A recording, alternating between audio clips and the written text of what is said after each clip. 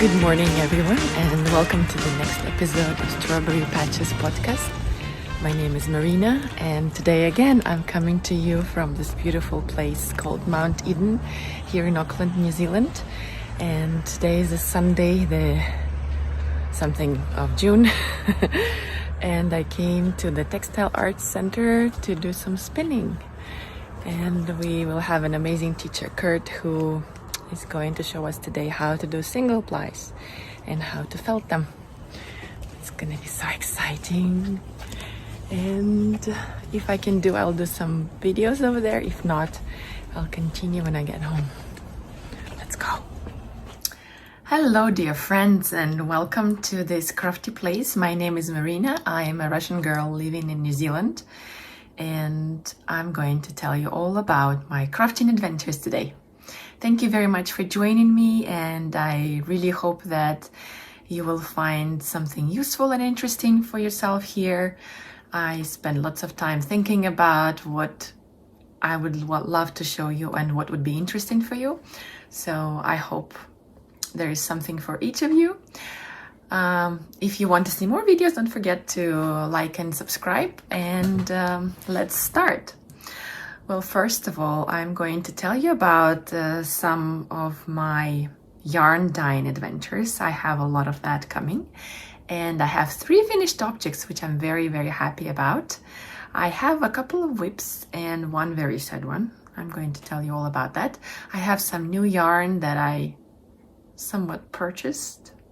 Well, kind of. And I have some crocheted toys to show you.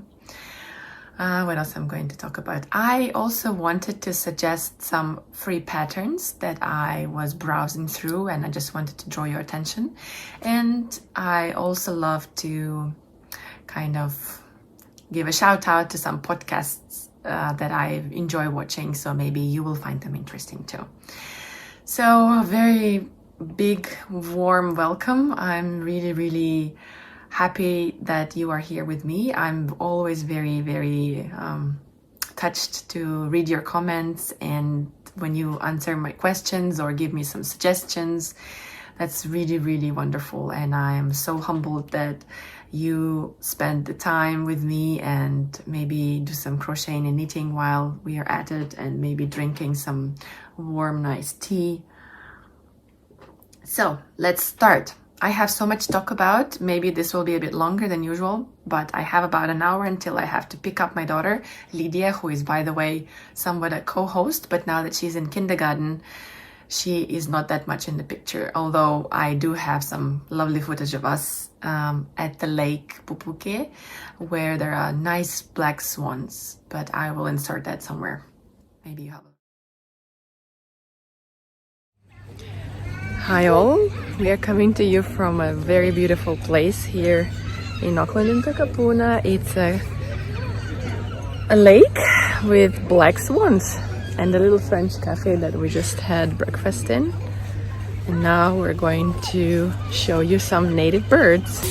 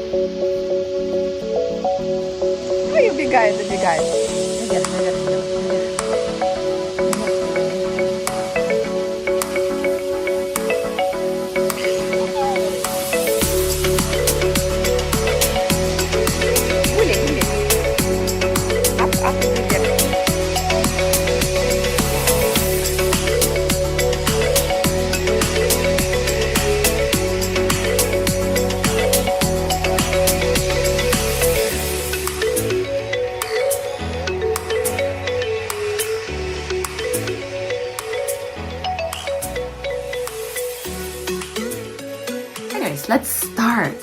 So I'm very, very, very pleased with this thing that I'm going to show you. This is a free YouTube tutorial that I'm going to link in the description box below. If you click on the little arrow, there will be like a little window opens and all the information about all the patterns. There will be links and all of that is there.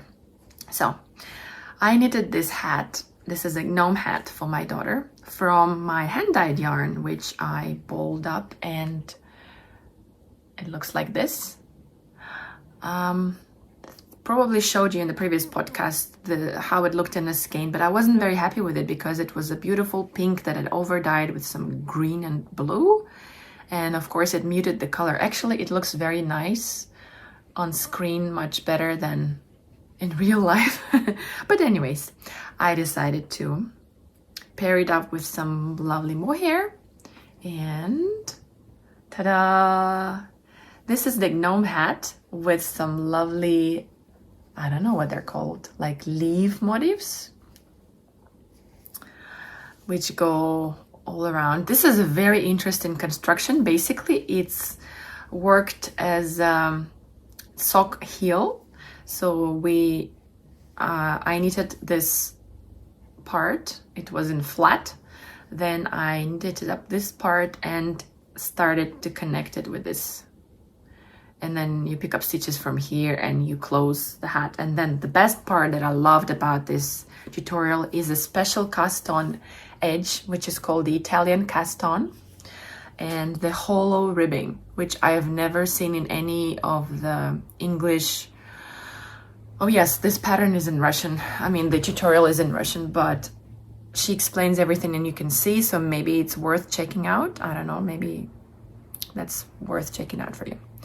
So this was a very fun and very beautiful cast-on edge where it's very unusual. Yeah, I don't know how to explain it. But also we have kind of like a cord and all the ends are hidden inside, which is amazing. So you can't really see any ends on either side. And I think it's so lovely. And because this cord starts here and then it's connected to the side and then it's knitted up here, it's impossible to tear it off from the hat. By the way, this is the other side of the hat. And my daughter wore it, and I have some pictures for you, which I will insert here. And she looks absolutely cute in it. And my husband was joking that he doesn't want our daughter to look like a gnome, but I think she's adorable. If not when you are a child, you're gonna wear a hat like that, right? So here we go. I learned not just this cast-on method, but this new stitch for me, which I found a bit difficult in the beginning. Like you can see that these ones are probably puffier than the rest of them, but I also enjoyed pairing up a little bit of mohair with 100% merino and getting this lovely, lovely texture and color. On the whole, I'm super pleased, super happy with this project. Let's move on. The next is my very, very first project that is my handspun knitted for me, because I have one project with handspun yarn for my daughter, and this one is for me. Well, I'll get back to this shawl later. So this is a caul that seriously, there's no pattern. I just cast on whatever stitches, and I did some knitting and then purling and then some eyelets somewhere here and then some increases so that it kind of lays on the back, on the shoulders a little bit, just like this. I have this lovely long coat that I'm wearing a lot, and these colors suit perfectly, and it's very warm, it's lovely, it's handmade, you can tell, and I love the colors a lot. I purchased this bat at the knitting retreat 2 years ago, and I called it the Van Gogh because it had this sky-like dark blue background with some goldish specks that reminded me of the stars, you know, the Starry Night by Van Gogh. So I call it the Van Gogh cowl. Very happy with that. The next thing you've noticed me wearing already is a little shawlette that I made for my sister's birthday. Her birthday was at the beginning of June, and I managed to finish it just in time, although I didn't send it yet because I just didn't. Please forgive me, Irina. You've seen me start this project. I remember talking about it in the previous episode. I haven't blocked it yet. I haven't washed it yet, but this is a Storm shawlette by Hochi Locatelli, and I knitted it up in merino, which was a cake dyed up by Darn Knits New Zealand, and it looks really cute. I have here another shawl that is the same pattern, and it's perfect for one skein shawls. Maybe this one is even better because it kind of showcases the yarn so beautifully. Such a variegated, beautiful yarn, which is hard to pair with anything, and it's not enough for any other project. It's perfect for a little shawlette. That's better. I really love this shawl, and I hope my sister Irina is going to love this as well. It looks beautiful with its eyelets and drop stitches and the picot bind off. I lost the yarn chicken game here, but I didn't mind redoing it. Anyways, I finished in time.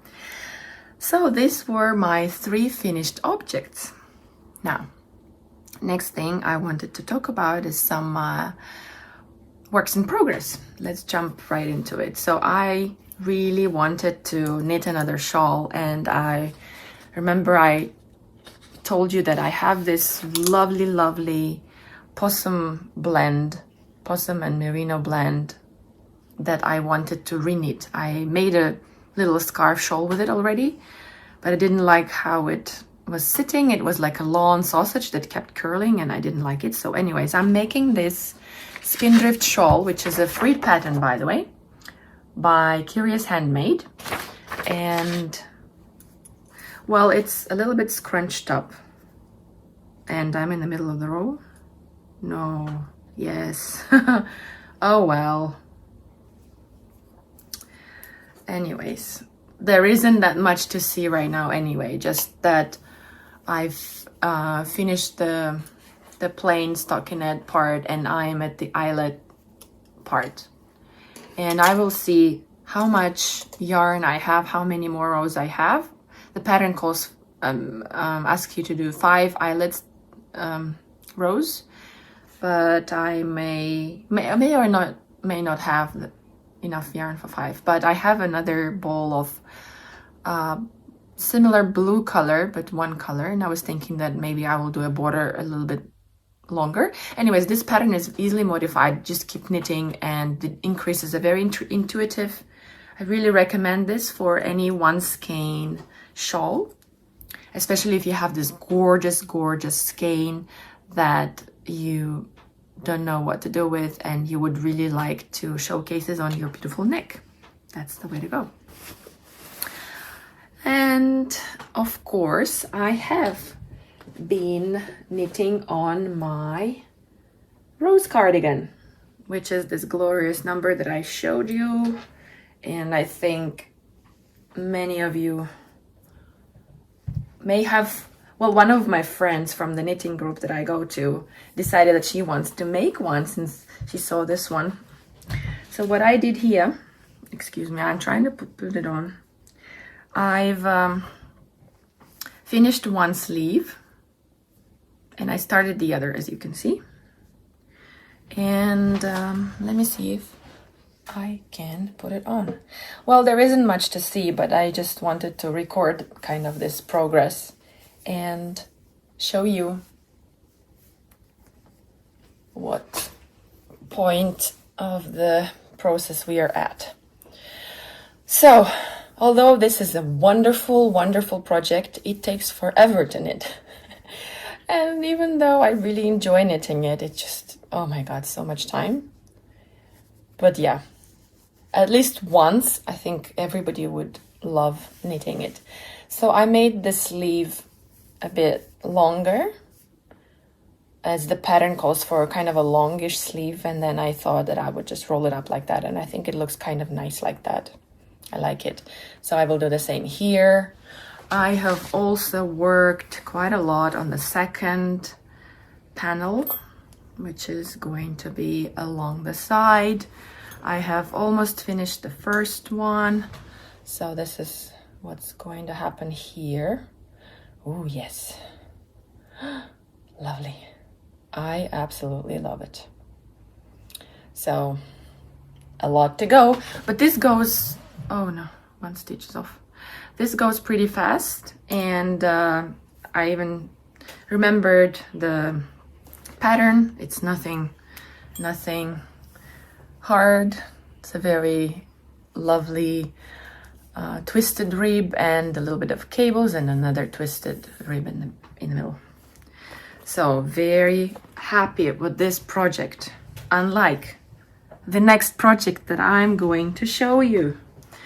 Oh my God. So I have been neglecting, at some point I've been neglecting all my other things, and I've been knitting on this. Oh, by the way, this rose cardigan is by Andrea Maury. Yes, the links will be there. I've been knitting also on this Hoki Locatelli Icy Spring, and I have finished the body. Now you may sense that I am not as excited as I would have been if I was happy with how it turned out. So here's the body, and I was very pleased with myself. And when I was knitting on this part, I really enjoyed the construction, which is very interesting. I'm not gonna talk about that now. The thing is, I looked up the sizes, and I know my bust size, and the pattern said that there should be about 10 to 15 or maybe 20 centimeters of positive ease. And I looked at the picture of Hoki in her beautiful sweater, and I thought, okay, well, looks nice on her, so I'm just gonna go ahead with that. So I took my measurements plus the positive ease, and I decided that I'm going to knit an L size, which is enormous. Anyways, here we go. Failure. This is my failure. So when I tried it on when it was still little, I was like, oh, well, it's fine. It's just, you know, boxy. But then it comes to here, and like, what the hell is this? What is this humongous thing with a horrible edge? I don't know what's going on. And it's definitely too big for me. So there's no way I'm gonna wear this. And there are some short rows, that's why the back is a bit lower, but somebody has somewhat of a big bust. So probably I didn't need those short rows to get this. You know what I mean. Maybe if I did it all flat, then it would have lifted here anyway because of the area here. So my question, it's not even a question. I was going to ask you if I should rip it back or not, but it's obvious that I should. And I was looking at the measurements again and thinking, oh, well, so what size should I be making? Should I go for medium or small or extra small? And so I took off one of my t-shirts and I laid it on top of this, and I understood that I would love it a little bit tight like this, which means this much fabric on both sides would have to go. So basically, I thought that I may actually need to rip it all back. And I might wear it for now, just to, you know, I don't know when I will get back to this project because it is so sad. Really sad. That's a lot of work.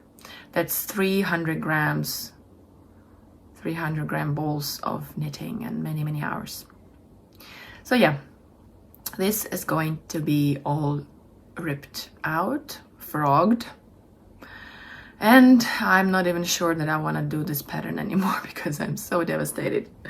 I have very, very little time and it's very precious to me, and to know that this many hours were wasted on nothing, like, oh. Okay, enough of that. Happens, right? It happens. You cannot always have, I mean, maybe you can. Maybe you've never had to rip anything. Then I'm happy for you and I'm jealous. But I do these things. I knit something and I'm like, with this shawl, I knitted it, I wore it, I didn't like it, I ripped it out, and I'm making something that will be more wearable because the yarn is delicious. It's very expensive as well, like really expensive. And yeah, so enough about that. Let's go to spinning. So with spinning, there isn't that much to show other than that I have finally plied my merino silk, what is it called, fiber. So the first color that I did was a bit bluish, and I plied it on itself, and it was in the beginning of my spinning adventure, so I wasn't very good at it, and I thought, no, I don't want it to look like that.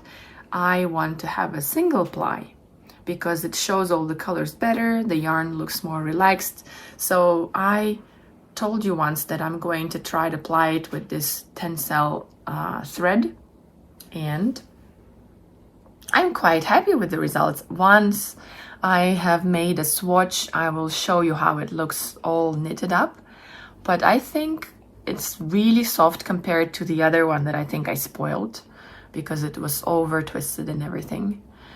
I haven't even washed it, but it looks really nice and plump and squishy, and because it's a one ply, it might peel, but just a little bit because there is this thread that should hold the fibers together. But you can see all the gorgeous fibers that are here, I hope. See, there's a little bit of rust and a little bit of darker greens. It's a bit blown out, but anyway. And the next thing I wanted to show you, I have forgot to grab. Yes, so I went to a little workshop at our Spinners and Weavers Guild, and it was a lesson with lovely Kurt. I have some footage for you. And he taught us how to make felted singles. What he called it, fat yarn with a PHAT. So this is my fat yarn.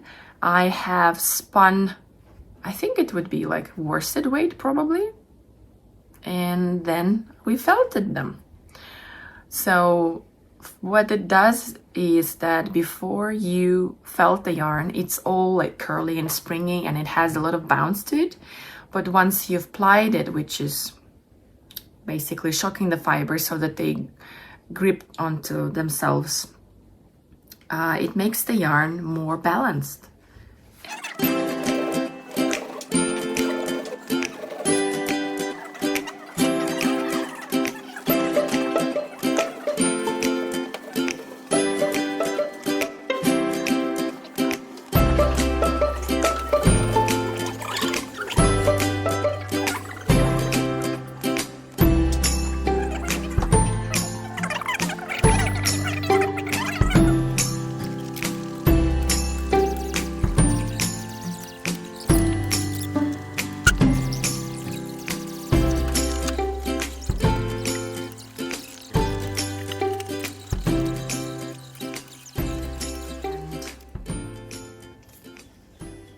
As you can see, it does not curl that much. And this is just a sample hang that I've done from my champagne colorway that I have, that I've been knitting with. I'm pretty happy with it. And I might apply this technique for some of the other spinning fiber that I have, because it really is faster, although the felting doesn't seem to be that fast, but it's faster than spinning thin fiber, thin yarn, and then plying it. And also, I think the colors are shown better this way. Anyways, just an experiment. While I was at the Spinning and Handweavers Guild, I saw this beautiful, beautiful undyed merino mulberry silk 4-ply, and I thought that I really have to grab it. And this was the day after I told my husband that I have all the yarn and I wouldn't have to buy any more for another year. Sorry. I hope he's not gonna watch this podcast. Sometimes he does. I bought these two. And this is, I'm hoping to, oh yes, it says it's Australian virgin wool, 400 meters. I'm hoping to make like a beautiful shawl with a colorway that I choose, that I design, and then make a nice drapey shawl. Or yeah, I'm thinking of a shawl, or maybe it even will be enough for like summer top. We shall see. So this brings us to all my dyeing adventures. I'm dying to tell you about my dyeing. So here we go. I have this beautiful palette here in front of me, and oh, I have so much fun. There are 2 more colors that are on the drying rack, and I may show you some footage later. So here is one of the experiments, and I stopped giving them names because they are all one of a kind, and you can call them whatever you want. I may actually re-dye it, so I thought, well, I'm not at the stage where I should be giving names yet because I don't have any labels, but I do know that I really love this, and I really, really, really want to make it into a sort of a business, because even though there are many other amazing stay-at-home moms that are indie dyers, I thought, well, you know, I love it. I love experimenting, and I really want to be there for my daughter as well. So I want to do it as well, and why not? Here we go. This is the first color on a 10-ply base. This is 100% wool. This is not merino, but I really love the feel of it. It's so plump and it's so squishy that I really want to make some kind of a faded cardigan, because I want to knit with some thicker yarn this time. Enough of these thin yarns that take forever. I want something plump. Here is another, I think this one is better. This is a kind of like a tonal blue, and it's another as well. It's on the 10-ply base. Now I'm going to show you some. I love this one. It looks like something like a dessert, like something with like vanilla, custard, strawberry. Oh, strawberry custard. Whoa. Maybe if I was given a name, I would give it a strawberry custard name. It's this beautiful, beautiful pinks and yellows, which when they overlap, they become this nice, nice orange. I think it's absolutely lovely. I would be really curious to see how it knits up, but I don't have the time to knit it all up. The next number is this gorgeous pink and purple. And what happened here was, this is actually red. Oh, it looks much brighter in the camera, but anyway, it's lovely. So I dipped this whole, no, first I dyed it all pink, and then I dipped one end into the blue dye, and it became obviously purple, and I love it. And then I started playing with all the purples, and I dyed up this irregular, this is 100 gram, but these ones are a bit smaller because I was thinking that I might do one of the shawls which does not require 100 gram of one color. But then I did so many, so I don't know why I did that. Anyway, the next thing I played with, oh my god, this is what I dyed the day before yesterday. And as you can see, these are my favorite colors. They are blues and purples together. And I whatever the technique, it's just, I think I just need to learn to recreate this so I can have enough, for example, for a sweater quantity. The next, to continue the theme of all the purples. Oh, what do you think? I think this is absolutely gorgeous. This berry, berrylicious. That's what I was thinking of a name, and in the future I'm going to try make these again, and I'm going to call them berrylicious. Maybe I heard it somewhere, but I'm going to think that I created it. Anyways, I think it's absolutely delicious, and it's going to be lovely to knit up with. And the last but not least is this beautiful color, which is spearmint, which in some points broke into this nice yellow and blue, sort of like specks. And I overdyed this with a little bit of blue because it was really bright and neon-y, and I wanted to mute it a little bit. And I think this looks lovely, lovely, lovely. I am thinking of this as being a hat, maybe. Oh, lovely colors. Or a vest for a boy. Well, you know, I like baby knits, so I'm thinking about baby knits when I'm dyeing yarn. Oh, there is 2 more skeins that are drying, and they are also similar to this one, and I'm going to show them to you later.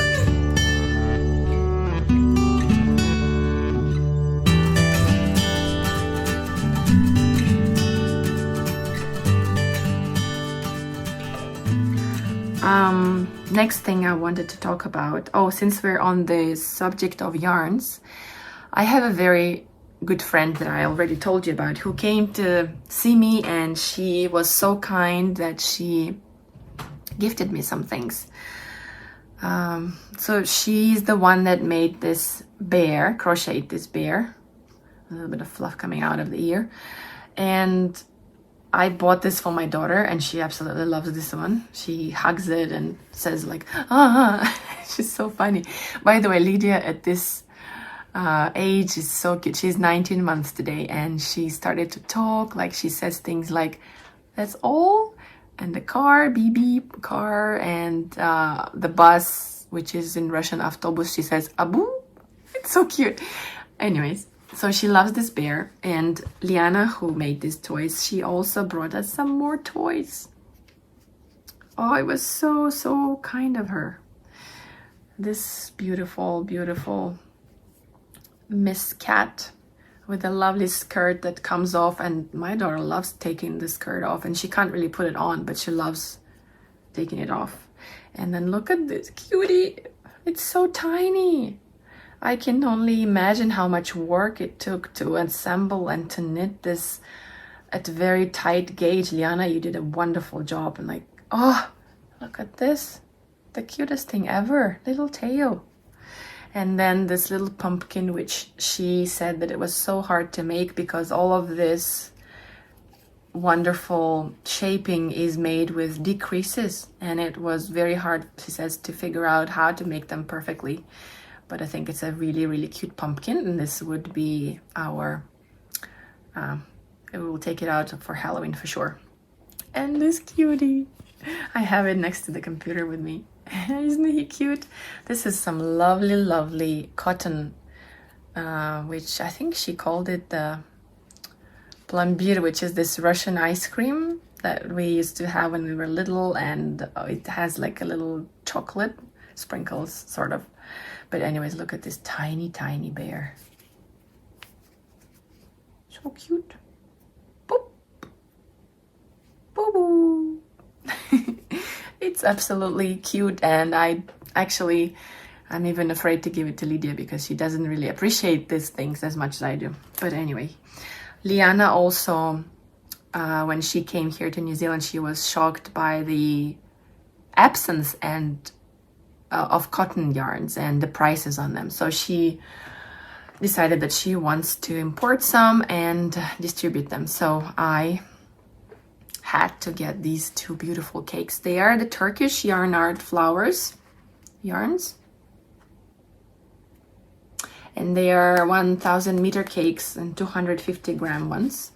And I already got some from her, and I just think they're absolutely gorgeous.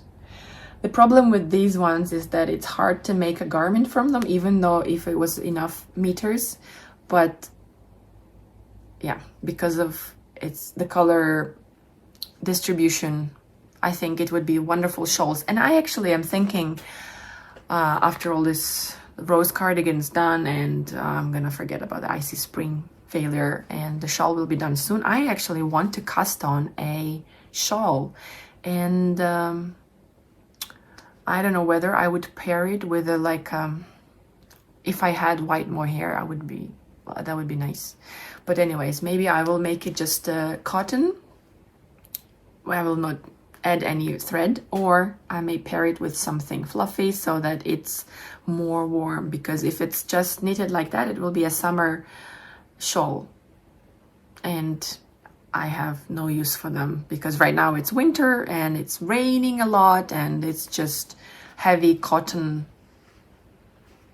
So yeah, I think I've told all about what I have here. I layered it all around me and I'm looking, and yes. So the next part, I wanted to give some recommendations for some new for me, not for you maybe, podcasters that I've recently encountered on the internet. One of them is Imelda. She's a lovely girl from France, from Lille, and I enjoyed watching her projects. Actually, I just, since I'm knitting the rose cardigan, I wanted to see if there is anyone else who's knitted it and who has made a YouTube video about it. I'm planning to make a YouTube video just about this cardigan because it's such an interesting construction, and before you jump into knitting it, maybe it would be useful for you. So Imelda has her last podcast about this cardigan, and I started watching, and I really, really enjoyed her style of explaining things. And by the way, it's in French, and if you know French, that's gonna be wonderful for you. But if you don't, maybe you would just enjoy seeing maybe just some pictures of her wearing it, and she's lovely. I will put the link below, and she has done a very, very nice Zweig as well, which has inspired me to think about maybe making one. And her color choice is lovely. I don't know, maybe it's all French people have that, or maybe it's just me being prejudiced because I've always loved French people and France. I was dreaming of going there and living there somewhere in Paris when I was learning French in a university. But no, that didn't happen. Well, yet maybe. And the next podcast that is in English, I was recommended by my dear friend Sarah. Thank you, Sarah. You are always a very big help. So it's called the Fiber for the People podcast by Tyler. So Tyler is from the States, and she has her own dye studio where she makes the Fiber for People. I think it's called something else. Her yarn, Fiber for People yarn, I think. And I was fascinated by all of the things that she's been doing and the way she thinks about her customer. Since I'm an inspiring indie dyer, I wanted to see how the other people are, what problems they're dealing with, and maybe what hints they will have for someone who wants to start their business. So she really, really made me realize that she could be like a role model for me, maybe, because of the way she thinks about the customer and because of the way she makes her videos, which I know she puts a lot of work into. She also has been doing some really nice yarn combinations in one of her latest projects, and I really think that you will enjoy watching her. She's a very nice personality with some interesting ideas. Just go and check it out. You will love it, I think. Very quality content as well. Like, you can tell that she's a professional. Right, so we are coming to our next segment, which is a question. And this week I'm going to just ask you simply, what are you knitting on or crocheting on or making? I would really love to hear from you, and I'm always open to any new pattern suggestions. Sometimes I see some comments like, oh, I'm making this Milo cardigan or something for my baby, and I'm going to the Ravelry and I'm checking it out, and I see, oh, I want to make that for her as well, for my daughter. So please share with me. I would really love to hear. And if you want to follow me on Ravelry, I am MarinaToys on Ravelry and MarinaToys and Marina Hoja on Instagram. Please join me there, and let's be friends. Let's talk about yarn and projects and share some ideas. And now I decided that I will add a little bit of a segment here where I talk about some free patterns that I found on Ravelry and that I want to share. But before we do that, I just remembered that another thing that I've been, I'm sorry, I forgot to put it in my notes. That's why I forgot to mention it before. So at our knitting group, which happened about 10 days ago, I saw my friend Janine, who is an amazing quick knitter, and she has amazing projects, and she's a dyer and spinner, and she was knitting on this amazing cardigan that she spun and dyed her own wool. So anyways, she had this shawl that I was so fascinated by that I had to wear it, and I took a picture. Thank you, Janine, for letting me do that, and I will show it to you. And it is Speckle Pop by Stephen West. And that drew my attention to Stephen West as a designer, because of course I heard about him from Christy Glass and from all of the people who saw him when they went to all the yarn festivals, but I never really looked that close into his patterns. But then I did after seeing this shawl and seeing the construction, and I saw some interviews that he gave to Christy Glass and to this other lady who's from Denmark, I think. And I really understood that his patterns are very extravagant, and they actually, he mentioned that he gets inspired sometimes by architecture. That's why they look like some beautiful avant-garde buildings, and I really like that. And I was always kind of not considering them because of all the bright colors, which are a bit too much for me. But then I saw that some people make it monochrome or just a few colors, or maybe faded in such a way that it's very nice, delicate thing, which would be probably more wearable that way. So I thought, wow, that's a good idea. And that shawl that Janine made, there are very little sections of brioche, which is on the to-do list this year. I have to learn how to do brioche, which doesn't even seem that difficult after I watched a couple of tutorials about this shawl that he made, Stephen. Oh, just excuse me. Yes, and Stephen West has some free patterns, which I think it's very generous of him. And I think they're worth checking out. There are lots of nice hats and a couple of shawls. But yes, now to the free patterns that I've found for you, that I looked through, and I thought, oh, maybe my viewers are going to enjoy watching them. Knitting them. And yeah, I decided to show you. But before we do, I also wanted to show you an app that I recently found, and it's called the Knit Companion. It's a very useful app, and it's free, which is amazing. We love free. So here we have local, which is the storage on your device. Then we have Ravelry, which you log on to your account, and then you see all the patterns that are in your library.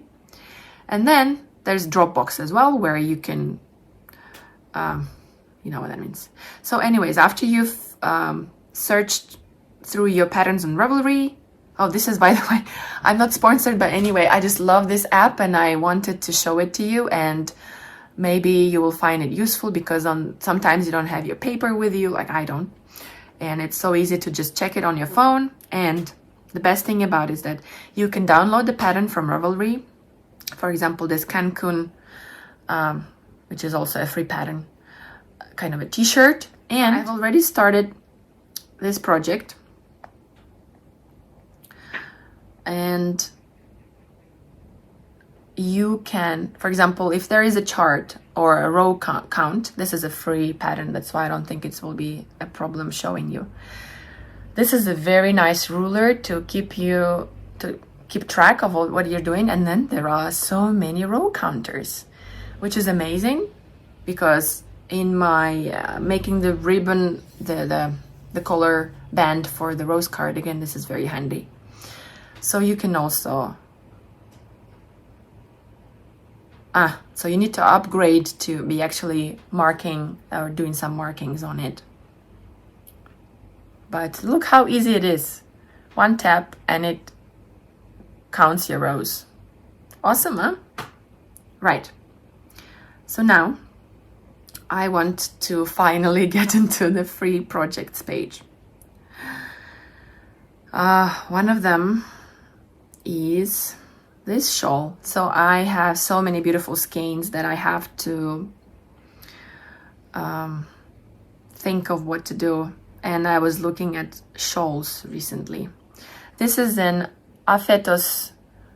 I just clicked on it, that's why it's starting to download. Aphetos shawl by Cartucha Knits, and it's a lovely 2-color shawl with some lace. That's really lovely. I will put the links on the description box. And then, have you seen this new number from Joji Locatelli? It's the All Together sweater, which is free. Let me see if I can open it up.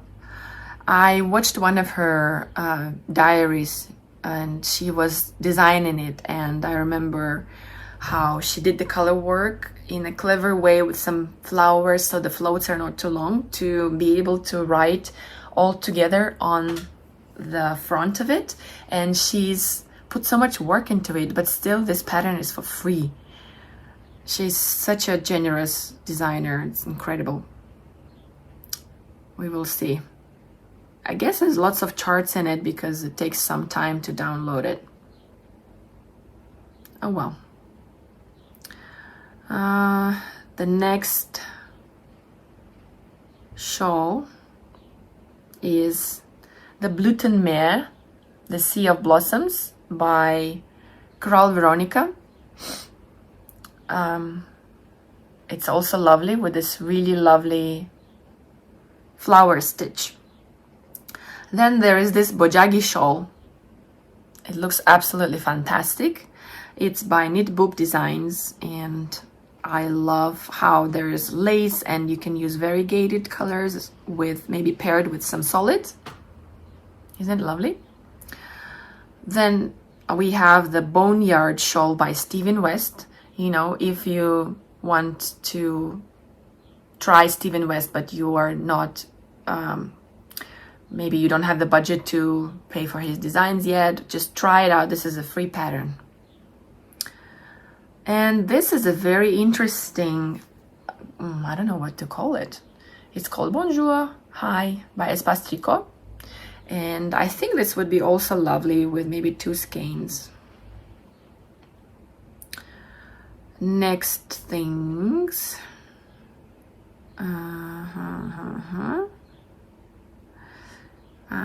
Some more free patterns.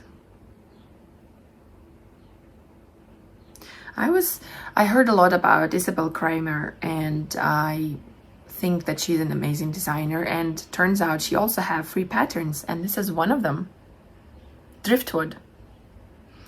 And it's a very simple striped kind of t-shirt looking cardigan, which I think looks absolutely gorgeous, especially if you don't have enough yarn for like 1 color yarn for sweater, but you have 2 that you can pair. Awesome project. Okay, what else? These are paid for.